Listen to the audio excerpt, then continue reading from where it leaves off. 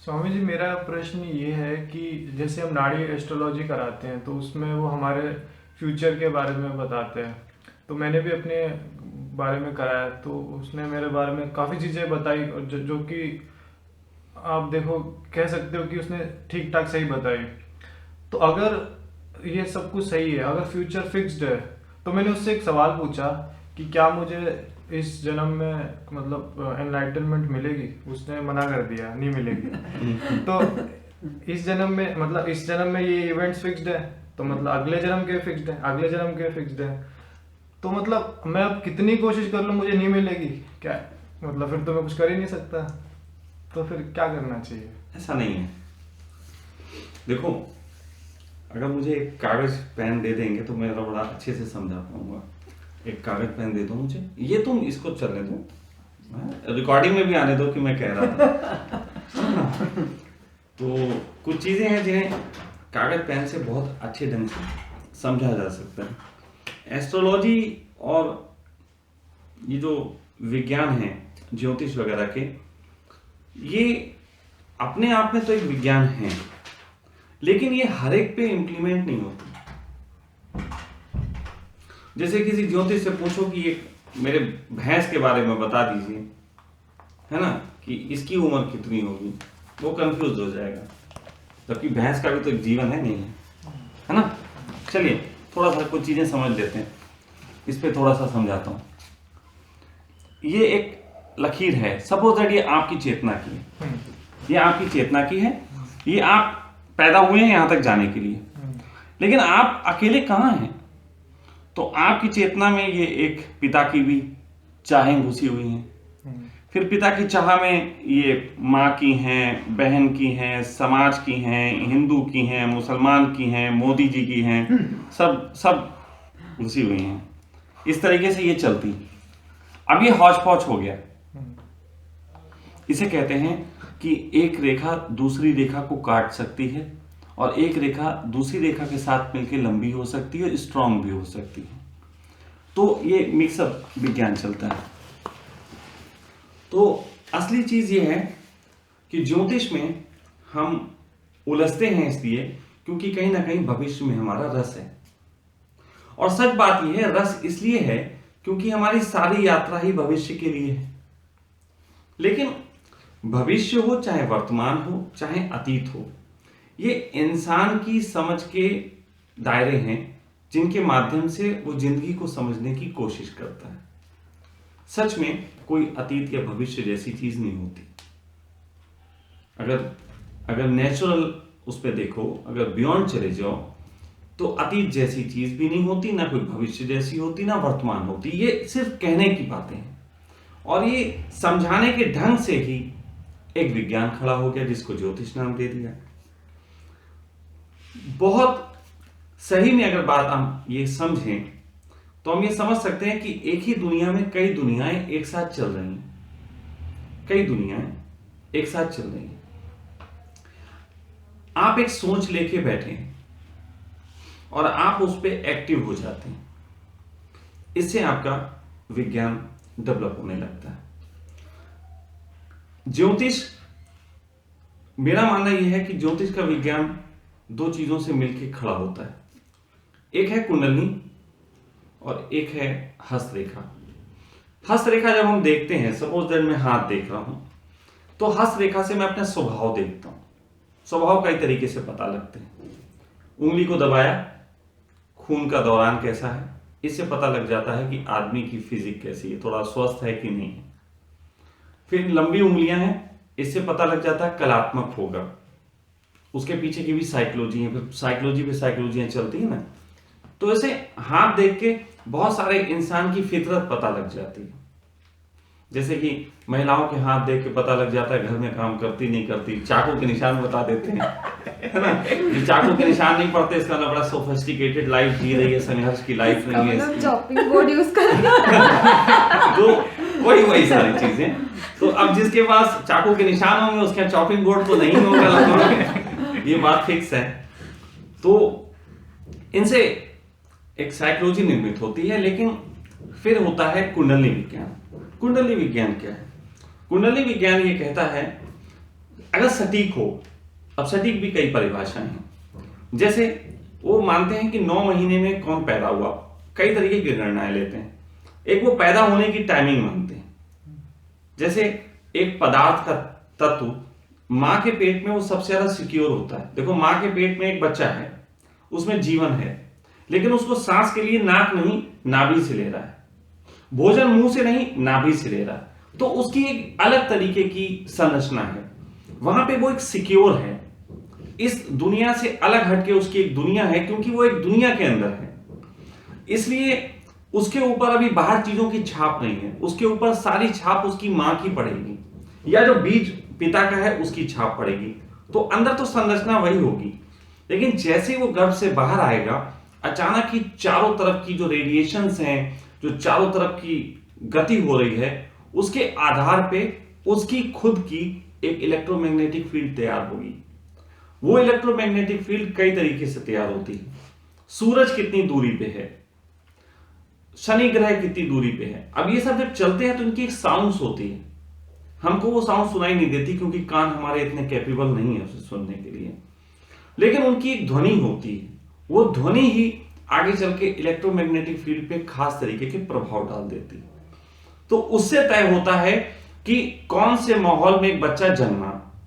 जो माहौल में जन्मा, तो ग्रह जैसे जैसे बदलेंगे वैसे वैसे सर्कमस्टेंसेस बदलेंगे। लेकिन इस विज्ञान में भी कुछ कमियां हैं। कोई बच्चे 7 महीने में जन्म जाते हैं, मेरे जैसा बच्चा तो 11वें महीने में जन्मा, है ना। जानवरों के बच्चे पैदा होते हैं इतने महीने में, 11वें महीने में पैदा होगा। अब इसे मैं जानवर बोलोगे क्या, हो गई मिस्टेक नेचर से। तो कुल मिला के बात यह है कि अब कैसे हमारा विज्ञान कैसे सेट होगा, किस तरीके से पकड़ा जा सकता है। तो चीन में बहुत से ऐसे ज्योतिष होते थे, जो राजा लोग अपनी रानियों के साथ जब इंटरकोर्स करते थे, वो उस पॉइंट को देखते थे। अब बहुत रानियां होती थी, तो एक के साथ इंटरकोर्स किया, वो टाइमिंग लिख ली उन्होंने। अब उस टाइमिंग लिखने के बाद वो उससे नक्षत्रों से अंदाजा लगाते थे। फिर वो अगर कंसीव कर लेती थी तो पता लगता था कि ये उस दिन कंसीव की है। 1 महीने तक फिर राजा उसके पास नहीं जाता था। तो ऐसे करके विज्ञान को बहुत सेट करने की कोशिश की गई, लेकिन सेटेनिटी हो नहीं पाई, क्योंकि बहुत उलझा हुआ मामला है। उस सेटेनिटी नहीं होने में विज्ञान थोड़ा फिर अलग तरीके से काम करने लगा। अब तुक्का विज्ञान ज्यादा बोल सकते हैं।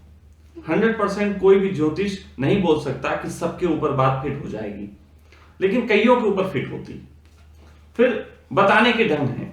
जैसे कोई मेरे हाथ को देख के बताता है कि आपके स्वामी जी 10 बच्चे होंगे, तो हाथ को देख के 10 बच्चे बता देना एक साइकोलॉजी का हिस्सा हो सकते हैं, लेकिन सच बात तो यह है कि मेरे तो कई अरब बच्चे हो सकते हैं।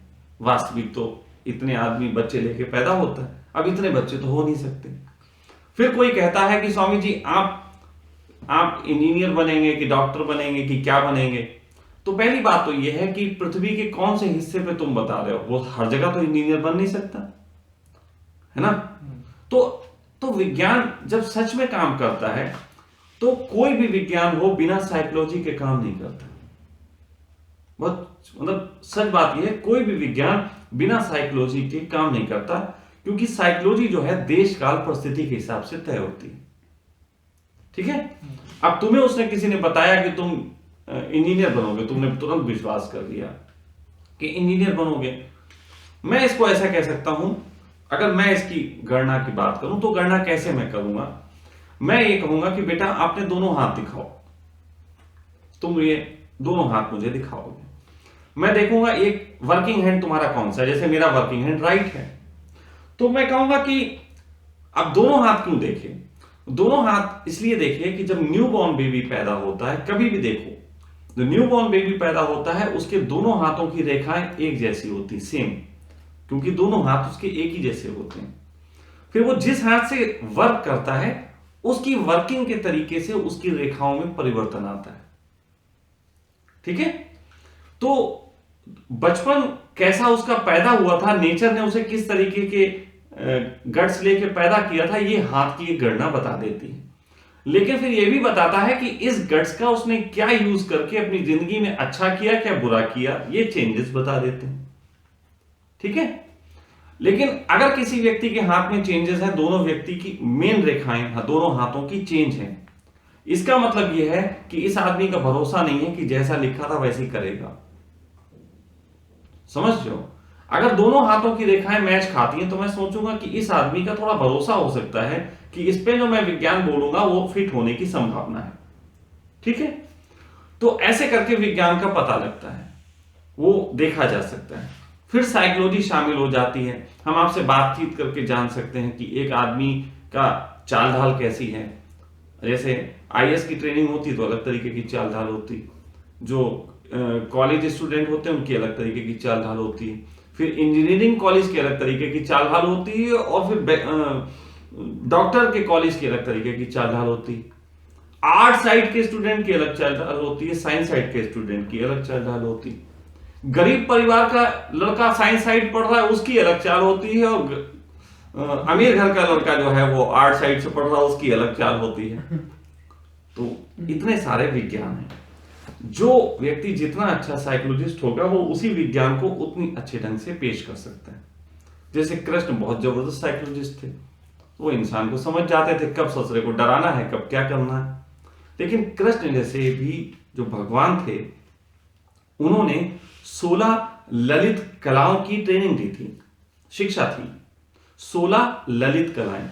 ललित कलाएं वही होती हैं जो हमारे व्यक्तित्व को निखारने का काम करती हैं। ललित कलाओं में एक जादू भी था, ज्योतिष भी था, उनको एस्ट्रोलॉजी की भी नॉलेज थी कि आज इस वक्त सूरज जो है डूबेगा, इस वक्त उस पर चंद्र और सूर्य ग्रहण पड़ेगा, और ऐसे ऐसे जयरथ को मारा जा सकता है। वो सब प्लान वे में था, वो कई सारी उनको नॉलेज उन्होंने ले रखी थी। तो ये सब नॉलेज के खेल हैं। लेकिन फिर भी नॉलेज के खेल हैं या नहीं, मैं ज्योतिष को लड़ाना झगड़ना नहीं चाहता। मैं इसे बार बार, जैसे मेरी आदत है, तुम उस दिन बोल रहे थे कि हर बात में धर्म को ढूंढ लेने की जो कला है वो आपके अंदर है, हर बात में ढूंढ लेते हो। इस बात में भी मैं धर्म को ढूंढता हूं। वो ये है कि ज्योतिष तय है। असली क्वेश्चन ये बनता है, तुम्हारा भी यही क्वेश्चन फाइनली बन जाएगा, अगर तय है तो मैं लाइफ को क्यों जी रहा हूं, फिर मैं कर क्या रहा हूं। ठीक है, ओके। फाइनली क्वेश्चन यही है कि अगर सब कुछ तय है तो फिर हमारे कर्म का क्या योगदान है। ऐसे कई सारे क्वेश्चन बच्चों ने भेजे हुए हैं। देखो, थोड़ा सा समझ लो। कर्म एक ऐसी चीज है जो तुम करोगे तब भी होगी, नहीं करोगे तो भी होगी। जागोगे तो जागने का कर्म होगा, सोओगे तो सोने का कर्म होगा। ठीक है, कर्म से तो तुम बच ही नहीं सकते। अगर तुम जियोगे तो जीवन का कर्म होगा, अगर मर जाओगे तो मरने का कर्म होगा। तुम्हारा यह सोचना गलत है कि तुम कर्म से बच सकते हो। जब तुम कर्म से बच ही नहीं सकते तो फिर कर्म से बचने की बात ही मूर्ता है। कृष्ण ने बड़ी अच्छी बात कही थी महाभारत के दौरान। कृष्ण ने कहा था, यूं तो मुझे जगत में कुछ भी पाने योग्य नहीं है, मैं सब कुछ मिला हुआ है। यूं तो मेरे लिए कर्म भी बेकार की बात है, लेकिन फिर भी मैं कर्म करता हूं, क्योंकि यदि मैं कर्म नहीं करूंगा तो मुझे देख के बहुत से लोग कर्म छोड़ देंगे और सामाजिक जो कर्म का चक्र है वो रुक जाएगा। अब चक्र क्या है, इस चीज को बहुत आज मैं नए ढंग से बात कहने जा रहा हूं, इसको समझ लेना। एक बार मैंने कहीं कहा था कि man is a container of sperms, है ना। Man is a container of sperms. इसीलिए इसकी एक ही जिम्मेदारी है, ज्यादा से ज्यादा स्पर्म्स को डालो और बचाओ। ये इसी दुविधा में जीता है। कई लोग ऐसे हुए जो मुक्त हो गए स्पर्म्स को कहीं डालने से, लेकिन वो एक चीज से मुक्त नहीं हो पाए कि लोगों को शांति की देश न दें। ओशो ने अपना कोई स्पर्म्स कहीं नहीं डाल के रखा, लेकिन इस चीज की उन्हें चिंता रही कि यार पृथ्वी पे इतने बम बन गए हैं, कहीं ऐसा ना हो पृथ्वी नष्ट हो जाए। इसकी चिंता तो उनको भी रही। तो वो शारीरिक स्पर्म्स को नहीं बचा रहे थे, लेकिन मानवता के स्पर्म्स को बचाने की उनकी भी चाह थी। थोड़ा सोचना। हम इसको अब थोड़ा सा एलियन जगत में लिए चलते हैं, वहां से बात थोड़ी समझनी आसान हो जाएगी। और एक प्रश्न का और उत्तर मिलेगा, जिस प्रश्न का उत्तर बहुत से धर्म अभी भी कर रहे हैं। और वो प्रश्न ये है कि भगवान एक समय था जब पृथ्वी पे आते जाते थे, युद्ध भी पृथ्वी पे करते थे, देवताओं के युद्ध भी हुए हैं, पहले यहाँ पे आराम से घूमते फिरते थे। फिर ऐसा क्या हुआ कि देवता चले गए, देवताओं ने पृथ्वी पे आना बंद कर दिया। तो मेरा मानना ऐसा है कि पृथ्वी पे हम एक तरीके से एलियंस के बसाए हुए हैं। एलियंस ने पृथ्वी पे खोज के यहाँ पे अपने बीज डाले ताकि यहाँ डेवलपमेंट हो सके। और फिर क्योंकि बहुत दूर से उनको आना जाना पड़ता था, जैसे हम ही अगर ये कोई पृथ्वी खोज लें तो वहां पहुंचने में अगर प्रकाश की गति से रॉकेट बनेगा तो कम से कम 50 साल तो लग ही जाएंगे। और इतने समय बाद कहीं जाके हम कोई पृथ्वी बसाएं, तो वहां पे अपने 3 आदमी उन्होंने भेजे थे कि ब्रह्मा विष्णु महेश, ये 3 एलियंस थे जो आके इस पृथ्वी को बहुत अच्छे ढंग से चला रहे थे। फिर सब सही चल रहा था, मामला सब सही चल रहा था, लेकिन फिर हुआ ये कि लोग जो थे हर बात के पीछे इनके पास पहुंच जाते थे। कोई किसी से नाराज हो गया, वो शंकर की आराधना करने लग जाता था, हमें शस्त्र चाहिए। फिर वो आराधना करके शंकर शस्त्र भी दे देते थे, चल भाई तू अपना कर्म आगे बढ़ा। अब वो शस्त्र से इतने उपद्रव काट देता था कि विष्णु को उसे मारने के उपाय करने पड़ते थे। तो साले तीनों देवता आपस में उलझ गए, बोले शंकर का काम है कि आसानी से पट के किसी को शस्त्र दे देना, विष्णु का काम है फिर उसको मारना निपटाना। ब्रह्मा जी बेचारे लिख लिख के परेशान हो गए। तो ऐसे में उन्होंने कहा भाई आदमी की हालत यह है कि यदि इसे भगवान का पता चल जाए, जैसे अभी एक ऐसा मंदिर बन जाए जहां भगवान है और सब कुछ कर देता है, तो ये आदमी घंटा बजा बजा के कि खाना दे दो, ये दे दो, बिल्कुल मतलब चाय तक मांगेगा वहां जाके, आप समझ लो कि यहां तक चला जाएगा। और कर्म का तोड़ देगा, कर्म तोड़ देगा। इससे दिक्कत ये होगी कि जैसे एलियंस ने यहाँ पे आके हमारा एक बीज डाला, एक मनुष्य तक पैदा किया हमें, हमारे भी ये फर्ज है कि एक दिन इस जगत में जब हम जीते हैं तो कहीं ना कहीं एक पदार्थ का जगत है और पदार्थ नष्ट होगा, पृथ्वी भी नष्ट होगी। 60,000 करोड़ साल बाद कहते हैं नष्ट होगी, ऐसा सुना जाता है, मुझे कंफर्म डेट नहीं पता है, लेकिन 60,000 करोड़ साल बाद नष्ट होगी। नष्ट होने से पहले हमें कहीं ना कहीं डेवलपमेंट करके पहुंचना पड़ेगा, कोई ग्रह हमें भी तलाशना पड़ेगा, है ना। वहां ब्रह्मा जी मैं हो जाऊंगा, 2 लोग और कोई चले जाएंगे, काम चलता रहेगा वैसे ही। लेकिन कहने का अर्थ यह है कि अगर मनुष्य को इन सब दबाव में वो रह के कि हम छोड़ दें कर्म को, या हमारे भगवान कुछ नहीं करते, उनके पास बड़ी शक्तियां मिल गई हैं, कर्म को छोड़ देगा तो उस डेवलपमेंट को नहीं कर पाएगा जिस डेवलपमेंट के तहत हम वो रॉकेट बना सकते हैं कि जिनसे हम आगे जा सकते हैं। क्योंकि रॉकेट बनाने के लिए बहुत चीजें चाहिए। अब हो सकता है यहाँ पे कोई बुद्धिमान बैठा मेरी बात सुन रहा, वो कहे वो पुराना वाला रॉकेट ही रखा रहने देते ताकि जाने के काम आ जाता, इतना झंझट क्यों करते। लेकिन जान लो जहां 60,000 करोड़ साल में पृथ्वी नष्ट होती है, वो रॉकेट भी नष्ट हो ही जाता तब तक, है ना। तो इसलिए हमें हमेशा ही नए सिरे से अपने इस स्पर्म्स की रक्षा करनी है, जिस स्पर्म्स को चेतना से जोड़ा जा सकता है एक दिन। क्योंकि भले ही हम एलियंस से आए, हम भगवान उनको माने, लेकिन एलियंस भी कहीं से आए, तो अंततोगत्वा चेतना तो है, मतलब धर्म जगत फिर भी नष्ट नहीं होता। इसीलिए कृष्ण जैसे व्यक्ति भी जो बहुत ऊंचाइयों को छू गए, उन्हें यह कहना पड़ता है कि जहां पे मैं सब कुछ जान गया हूं फिर भी कर्म चक्र नहीं तोड़ना चाहता। मैं बहुत शांत सा हूं, लेकिन फिर भी कर्म चक्र मैंने भी नहीं तोड़ा, कुछ ना कुछ करते ही रहता हूं। कर्म चक्र नहीं तोड़ा जा सकता। कर्म चक्र में सभी लोग एक ही काम करेंगे, कर्म चक्र एक ही है, ध्यान रखना। कर्म चक्र एक है, या तो स्पर्म्स के छोटा व्यक्ति अपने स्पर्म्स की रक्षा के लिए एक स्त्री में स्पर्म्स डाल के और वो उसको बच्चा बना देता है, ये उसका कर्म फल है। थोड़ा सा समझदार आदमी, बच्चा थोड़ा सा अच्छा डेवलप हो जाए, इसके लिए डॉक्टर बन जाता है, ये उसका कर्म फल है। इंजीनियर उस बच्चे के लिए एक अच्छी कार बना सके, ये उसका कर्म फल है।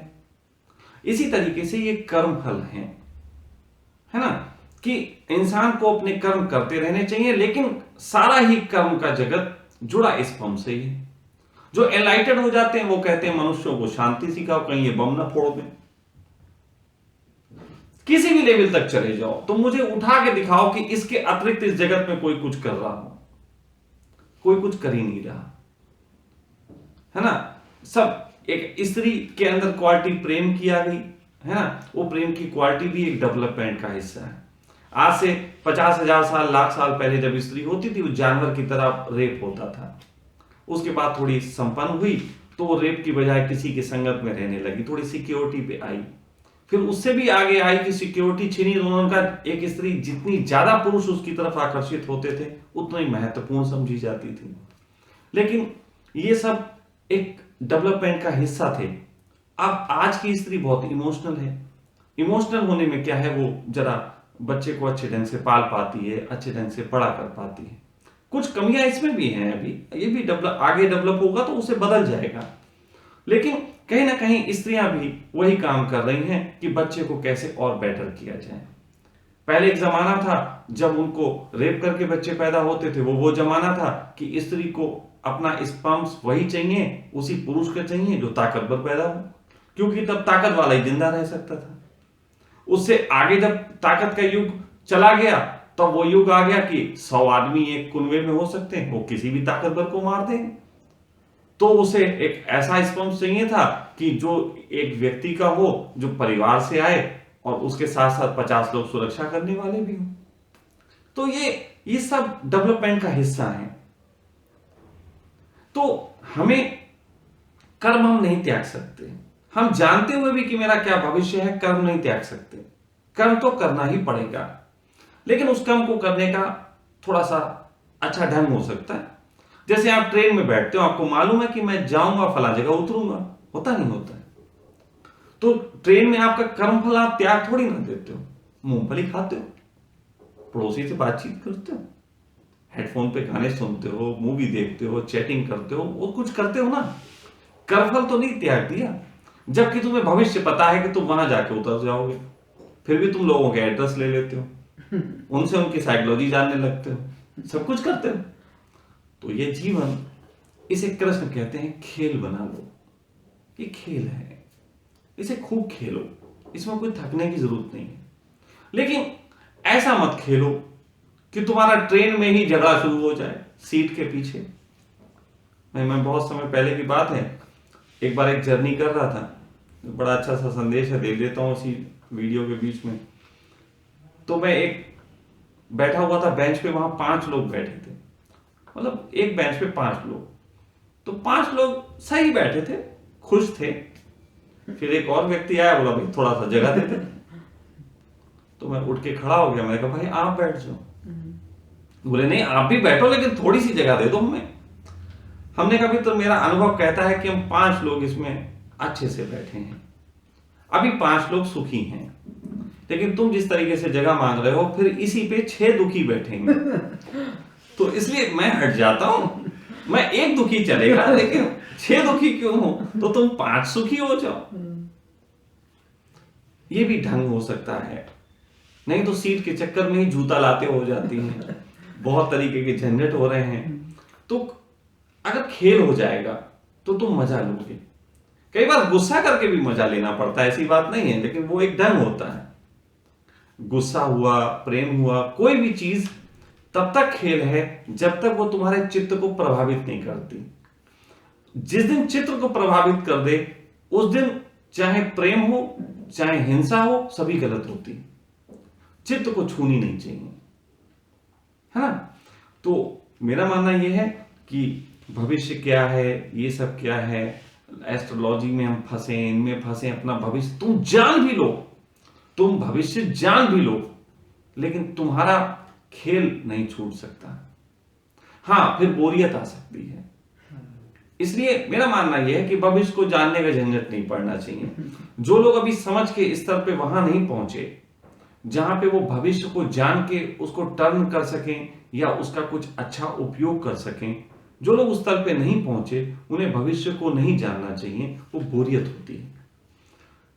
ये जो एस्ट्रोलॉजी का विज्ञान है, ये विलुप्त इसीलिए हो गया, और विलुप्त होने के पीछे कारण रहे। किन्हीं लोगों ने इसको जान लिया था, बहुत अच्छे से जान लिया था, लेकिन उसका ये उपयोग किया करते थे अपने शिष्यों के उद्धार के लिए। जैसे कोई मेरे पास आए तो मैं उसको समझने बैठूं कि मुझे समझ के 10 20 50 दिन लगेंगे उसको समझने में, फिर मैं उसका इलाज करूं या उसको ठीक करूं या उसको सही ध्यान बताऊं, तो इसमें कितना समय, मैं कितना काम कर पाऊंगा। तो पहले के गुरुओं ने बहुत अच्छा ढंग अपना रखा था। वो एक कुंडली बना के या हंस रेखा आदमी का स्वभाव समझ लेते थे, उस स्वभाव के हिसाब से उसे गाइड करते थे, तो समय बच जाता था। लेकिन वो शिष्य को नहीं बताते थे, वो उन्हीं के पास रहती थी, वो उन्हीं के पास विद्या थी, वो उसको यूज करते थे। लेकिन कुछ लोगों ने चुराने का काम भी कर दिया, तो इसलिए वहां से भटक गई। फिर चलो एक इंफॉर्मेशन देता हूं, हो सकता है इस इंफॉर्मेशन के भी कई लोग शिकार हो जाते हो। बहुत साल पहले की बात है, सन 97-98 की। तब मैं सन्यासी वेशभूषा में ही घूमता था, लाल कपड़े, दाढ़ी बड़ी, बाल बड़े, माला पहना। तो एक बार दिल्ली स्टेशन के बाहर, पुरानी दिल्ली रेलवे स्टेशन के बाहर एक खोया मंडी है, वहां पे शाम के वक्त काफी सारे बाबा लोग इकट्ठे थे। तो बस सो रहे थे, कोई सो रहा, कोई लेटा बैठा, सब। मैं भी वहीं चला गया, बैठ गया। तो मुझे बाबाओं की संगत में मजा आता था, जानने समझने में क्या चल रहा। तो मैं वहां बैठा था और एक बाबा मेरे पास आया और आके बैठा और कहने लगा, भाई बदली करोगे? अब मैं तो ये बदली शब्द, अब आप जैसे तुम मुस्कुराए, सुनने वाले मुस्कुरा रहे होंगे, ऐसे ही मैं भी मुस्कुराया और थोड़ा कंफ्यूज हो गया, ये किस तरीके की बदली की बात कर रहा है। मैंने कहा, भाई देखो समझ में नहीं आया मुझे, तुम एक कौन सी बदली की बात कर रहे हो, खुल के बोलो। हम तो आई लव यू भी खुल के बोलना पसंद करते हैं, ये जरा खुल के बात करो कि है क्या। बोले तुम्हें बदली नहीं मालूम? मैंने कहा नहीं मालूम। बोले चलो तुम्हें बताते हैं। वो दूसरे बाबा के पास ले गया और कहने का, बदली करोगे? उसने कहा करेंगे। तो उसने कहा जब करेंगे, तो मैं सोचने लगा अब ये क्या बदली करेंगे। फिर उसने कहा, कहाँ की बदली है तुम्हारे पास? उनकी अपनी लैंग्वेज में बात हो रही थी, हो सकता है ये शब्द कहीं और कुछ और तरीके से चलता हो। तो उसने कहा कि मेरे पास, सपोज दैट उन्होंने कहा कि मेरे पास शाहजहांपुर की बदली है, एक ने कहा अच्छा मेरे पास हरिद्वार की बदली है। तो उन्होंने, दोनों ने अपनी डायरी निकाली और उन्होंने, एक ने शाहजहांपुर के सेठों के नंबर दिए और उनके बारे में इंफॉर्मेशन दी कि ये सेठ जी हैं, गली नंबर इसमें रहते हैं, इनके 4 बच्चे हैं, इनमें से 2 गुजर गए हैं, सेठ जी के पास बहुत पैसा है। ये डाटा जो आज बड़ी बड़ी कंपनियां डाटा कलेक्शन में चल रही हैं, ये बाबा लोग दसियों हजार साल से डाटा कलेक्ट कर रहे हैं। तो ये डाटा कलेक्शन उन्होंने लिया और ट्रांसफर कर दिया। उसने शाहजहांपुर के 2 बाबाओं को उसको दे दिए, उन्होंने कहा ये हरिद्वार वाले तुम रख लो। अब बाबा ने अपनी डायरी में लिख लिया। तुमने देखा होगा अक्सर बाबाओं के पास, कुछ बाबा होते हैं जो इस टाइप के मक्कार बाबा होते हैं, उनके पास डायरियां होती, डायरी में डाटा एंट्री का काम चल रहा है। और तब मुझे समझ में आया कि कैसे एक बार हुआ था सन 92 में, मेरे पास एक बाबा आया, लालक निरंजन, तेरे ये पुत्र, वो तेरे इतने भाई थे और अब इतने गुजर गए और ये वो। मैं तो चरणों में गिर पड़ा था, मैंने कहा वाह गजब का बाबा मिला, ये सब बता दिया। तो कई बार ऐसा होता है ज्योतिष के नाम पे हम इन चीजों के शिकार हो जाते हैं। आप यहाँ हरिद्वार में हैं, हरिद्वार में देखिए, एक आदमी आता है, आदमी आके किसी पंडित से कोई काम कराता है, तो पंडित साहब उसका पहले रिकॉर्ड लिखता है, रिकॉर्ड लिखता है कि क्या क्या हो रहा है, मतलब तुम कहाँ से आए हो, तुम्हारे बाप का नाम क्या है, तुम्हारे किसका नाम क्या है, कितने पुत्र थे, बाप कितने भाई थे, सब पूछता है। आदमी सहजता से बता देता है क्योंकि वो अस्थि विसर्जन के लिए आया। लेकिन बाद में ये बड़े डाटा में एंट्री जमा हो जाती है, वहां पे एक पूरा खाता बना हुआ है। ऐसे यहाँ पे कुछ जगहें हैं, मैं गया नहीं हूं, लेकिन मुझे कुछ लोगों ने बताया कि वहां चले जाओ तो आपकी 100 पीढ़ी तक का वो बता देते हैं कि आपकी कितनी पीढ़ियां कौन हुई थी। क्योंकि जिस शहर से आए हो पहले उस शहर से वो लिंक निकालेंगे, वो उनका डाटा रखने का तरीका है, वही खाता उनका बनाते हैं। तो वही खाता पे वो डाटा एंट्री कर रहे हैं और ये कई सालों से चल रहा है। हो सकता है कि जब ये डाटा एंट्री की शुरुआत हुई हो तो ये समझने की कोशिश की गई हो कि इस तरीके की कुंडली जिसकी होगी उसके आगे चल के कितने पुत्र होंगे और कैसा क्या। मैं इसको अपराध नहीं बता रहा, मैं ये कह रहा हूं कि एक जमाने में इसका कलेक्शन जो शुरू किया गया होगा वो कहीं ना कहीं एक रिसर्च के तल पे करने की कोशिश की गई होगी। लेकिन आज ऐसा हो गया है कि डाटा एंट्री के नाम पे बहुत से लोग ठग पैदा हो गए। वो तुम्हें ठगते हैं, वो तुमसे बाबागिरी का तमाशा खड़ा कर देते हैं। तो ये जो बात आई, मैंने थोड़ा सावधान करने की कोशिश की कि इतनी जल्दी मत फंसो। भविष्य जान भी लोगे तो क्या करोगे? अगर किसी ने बिल्कुल सही बता भी दिया तब भी क्या कर लोगे? कर्म से तो मुक्त नहीं हो सकते। ज्यादा बोर हो जाओगे, सुसाइड कर सकते हो भाई। और सुसाइड कर लिया तो बाबा जी की बात तो गलत हो गई। तो बाबा जी का तो कम से कम उनको तो गलत मत सिद्ध करो, जिसने इतना बताया है उसको तो सही सिद्ध करो। तो मरने की जरूरत नहीं, और जब जिंदा रहना है तो कर्म फल तोड़ने की जरूरत नहीं। कर्म फल को कैसे अच्छा किया जा सकता है, इसकी तरकीब है कि मस्ती से जियो, स्पॉन्टेनियसली जियो, उन झंझटों में पड़ो ही मत। पर एक सवाल पूछना चाहूंगी, ये कभी कभी जानते हुए भी कि मतलब लीला है पूरा जीवन, फिर भी हम भूल जाते हैं और कहीं ना कहीं मतलब देखो कर लेते हैं, है ना? ये तो मनुष्य की कमियों में एक है, लेकिन ये डेवलपमेंट का कारण भी है कि वो कई चीजों को बुद्धि से समझ लेता है। लेकिन बुद्धि से समझना और अनुभव में आना दो अलग बातें होती हैं। अभी मैं कह रहा था जैसे कि जानकारियां कभी भी आ जाती हैं, लेकिन जानकारियों को अनुभव बनने में एक उम्र लग जाती है ना? और यही एक डेवलपमेंट का हिस्सा है। ये भी एक डेवलपमेंट का हिस्सा है कि लोगों को हम जानकारियां दे रहे हैं, लेकिन अभी उनको अनुभव नहीं हुआ, लेकिन फिर भी जानकारी दी जाएगी। जैसे एक पिता अपने बेटे से कहता है कि सिगरेट पीना गलत है, बेटा मानता नहीं, जानता है कि गलत है लेकिन मानता नहीं।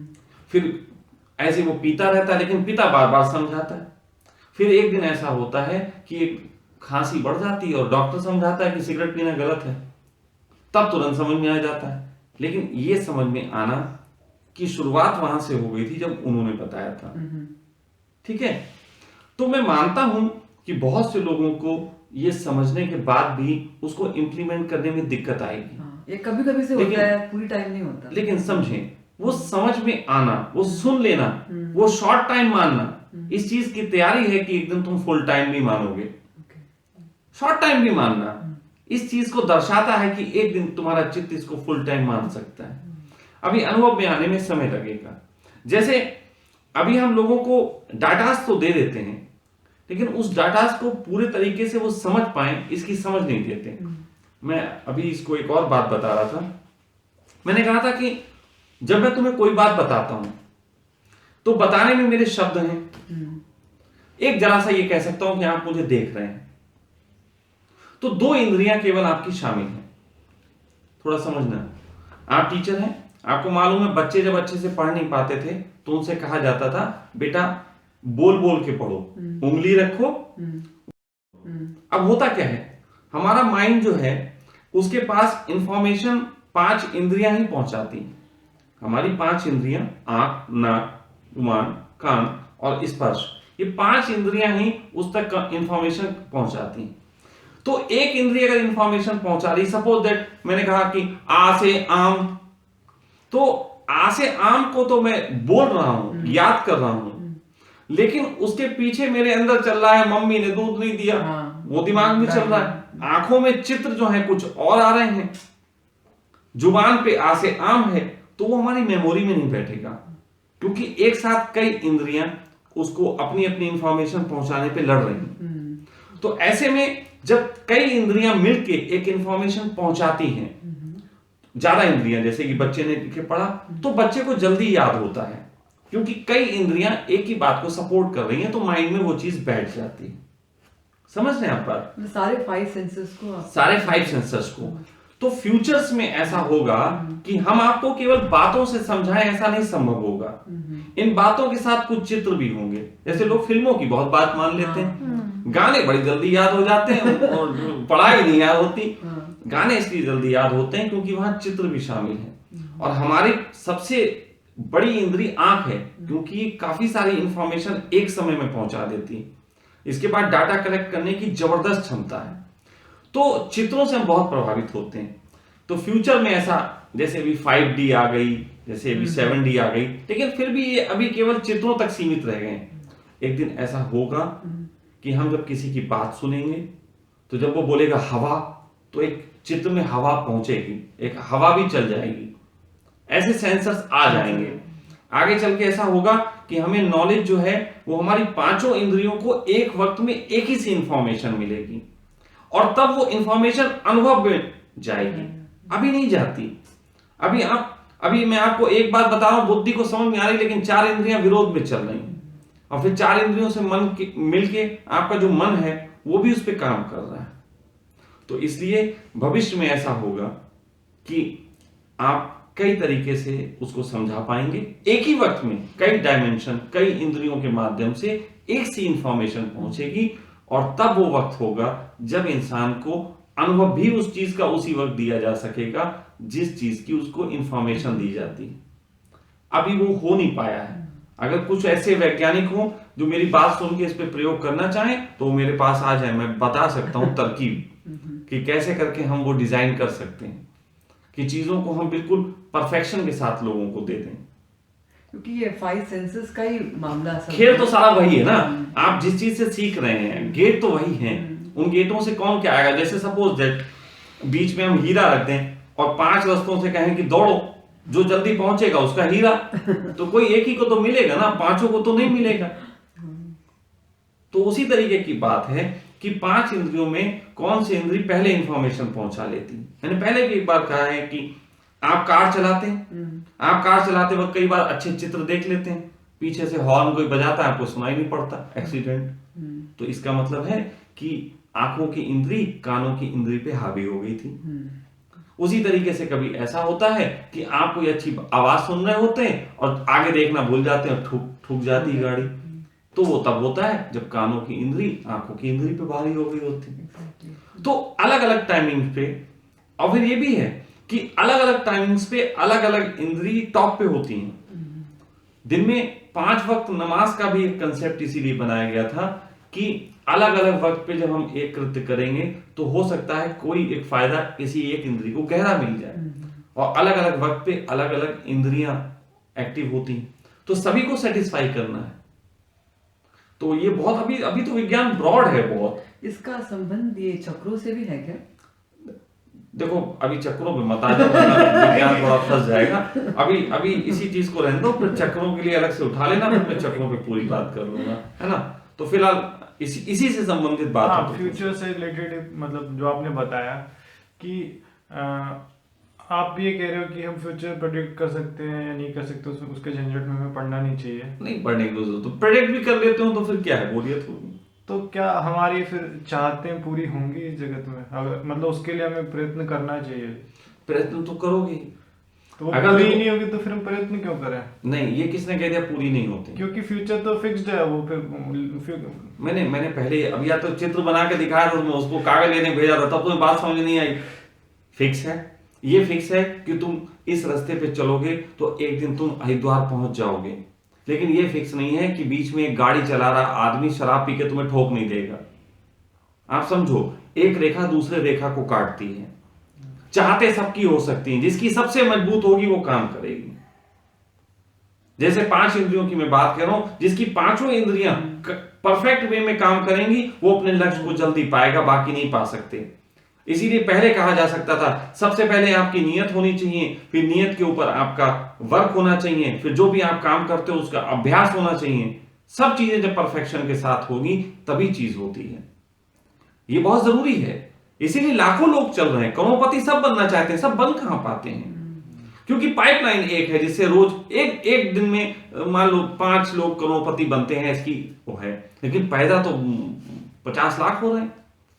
अभी 50 लाख पैदा हो रहे हैं और 5 ही बन रहे हैं, लेकिन 50 लाख बनना चाहते हैं। तो इसलिए जरूरत यह है, मैंने फिर कहा तुमसे कि आज का वो दौर है कि सब लोग एक दूसरे की रेखा काट के आगे बढ़ रहे हैं। इसीलिए तुम्हें अगर अपने लक्ष्य तक पहुंचना है तो तुम्हें बहुत ज्यादा अच्छा होना पड़ेगा, या फिर तुम्हें अपने लक्ष्य तक पहुंचना है तो तुम्हें अपना ट्रैक अलग बनाना पड़ेगा। लेकिन फिर फ्यूचर की बात कह देता हूं कि फ्यूचर में एक वक्त ऐसा आएगा जब हर व्यक्ति की इच्छा पूरी होगी, लेकिन तब ये दुनिया बड़ी बोरियत से भरी हो गई होगी और सबके ट्रैक अलग होंगे। तब सबके ट्रैक अलग होंगे। जैसे ब्रह्मा विष्णु महेश, तीनों के ट्रैक अलग हैं, तीनों के ट्रैक एक नहीं। ब्रह्मा जी का अलग ट्रैक है, वो अपने काम से हिलते नहीं। विष्णु का अलग ट्रैक है, उनका वही काम रहेगा। ब्रह्मा और शंकर का अपना ट्रैक है। तो क्या है, अभी हम दूसरे के ट्रैकों में बहुत एंट्री मारते हैं। फॉलोवर्स नहीं होंगे, आप ये कहना चाह रहे हैं, राइट? फॉलोअर्स की जरूरत नहीं। फिर आप जैसे अभी छोटे स्तर पे पश्चिम में ऐसा करने लगे हैं कि वो आपके स्वभाव को वॉच कर लेते हैं, उसके हिसाब से आपको ट्रेनिंग दे रहे हैं, उसके हिसाब से आपको काम दे रहे हैं, स्कूल दे रहे हैं। तो भविष्य में इससे भी आगे की बात हो जाएगी कि आपको एक बच्चे को एक स्कूल पूरा दे दिया जाएगा। अच्छा। मतलब सब्जेक्ट नहीं, वो पूरा स्कूल ही दे दिया जाएगा। लेकिन तब वो ऐसा वक्त नहीं आएगा कि स्कूल के लिए एक बिल्डिंग बनानी पड़े। तब ऐसा होगा कि खास तरीके का सॉफ्टवेयर होगा जो फिल्टर करके उस बच्चे के हिसाब से उसे नॉलेज दे दिया करेगा। आप समझ रहे मेरी बात को? तो भविष्य में हर बच्चे को उसके हिसाब से शिक्षण हो जाएगा। कम समय में उसकी शिक्षा होगी, कम समय में उसकी इंद्रियां कैसी कमांड करें ऐसी प्रोग्रामिंग्स होंगी, कम समय में काफी सारी चीजें होंगी। तब वो वक्त में हम जेनेटिक पे भी काम कर रहे होंगे, तब हम साइकोलॉजी पे भी काम एक कर लिया होगा, और कहीं ना कहीं इन दोनों के जोड़ से हमने ऐसे मनुष्य पैदा करने शुरू कर दिए होंगे जो अपने में सेटिस्फाई रहते होंगे। तब उस दौर में ना कोई गुरु हुआ करेगा और ना कोई ऐसा हुआ शिष्य हुआ करेगा। अभी तो ये धंधा चल रहा है, सब गुरु शिष्य का लगा पड़ा है। लेकिन कोई बात नहीं, ये भी कर्म का ही एक हिस्सा है। इससे सीखेंगे हम, इससे हम सीखेंगे। हम कुछ बोल रहे हैं, कुछ नया बोल रहे हैं, उससे वो लोग सीखेंगे। कल और आएंगे नगमों की खिलती कलियां चुनने वाले, जबकि हमारा मन करता है हमारे गुरु से अच्छा कोई होगा ही नहीं। लेकिन नहीं, ऐसा नहीं है। सदैव ही आने वाले समय में जो आएंगे वो बहुत बेहतर होंगे। और अगर कोई अपने गुरु की बात ये मानता है कि इससे बेहतर कोई होगा नहीं, तो निश्चित ही वो अपने गुरु का अपमान कर रहा, क्योंकि उसका गुरु वही सिखा के गया है कि तुम भी मेरे जैसे हो सकते हो, तुम भी परमात्मा पा सकते हो। और फिर अगर वो कहता है कि नहीं कोई और पा नहीं सकता, तो वो अपने गुरु का अपमान कर रहा। इसलिए इस बात में हो सकता है कि आज उलझाव हो कि मेरा भविष्य मुझे कैसे, तो आज की देशना यही है कि यदि तुम्हें अपना भविष्य, अपने सपने पूरे करने हैं, क्योंकि हो तो सकता है कि तुम्हारा भविष्य तय है कि वहां जाना है, लेकिन जाने के लिए तो इंद्रियों को वहां जाना पड़ेगा। अब ये कोई वो थोड़ी ना, जैसे मैं तुमसे कह दूं कि तुम्हें तुम्हारी प्रेमिका मिलेगी, फिर सुहाग रात होगी। अब ये फिर थोड़ा सा टॉपिक चेंज कर रहा हूं, मजेदार वाला है ना, कि मैं ये हो सकता है कह दूं कि तुम्हारी सुहाग रात में तुम्हारी प्रेमिका मिलेगी, तो तुम कहोगे अब ये तो फिर फिक्स है, फिर चलना ही क्यों, जाना ही क्यों, तो सुहाग रात कोई और मना चला जाएगा, है ना। इसकी जरूरत है, इंद्रियों को वहां तक ले जाना पड़ेगा। हाँ, ये हो सकता है कि बहुत से लोग फिर सनी लियोने को साथ सुहागरात एक ही साथ मना सकते हैं, लाखों लोग एक ही साथ मना सकते हैं, वो एक अलग बात है। कल्पना भोग और यथार्थ भोग में अंतर है। कल्पना भोग एक साथ लाखों लोग कर सकते हैं, लेकिन पहुंचता कोई नहीं है। यथार्थ भोग वही कर सकता है जिसने कल्पना तक पहुंचने का मार्ग बनाया। तो यथार्थ भोग में आओ, कल्पना भोग से बचो, तो भी जीवन ज्यादा अच्छा होता है। धन्यवाद। चलिए जी।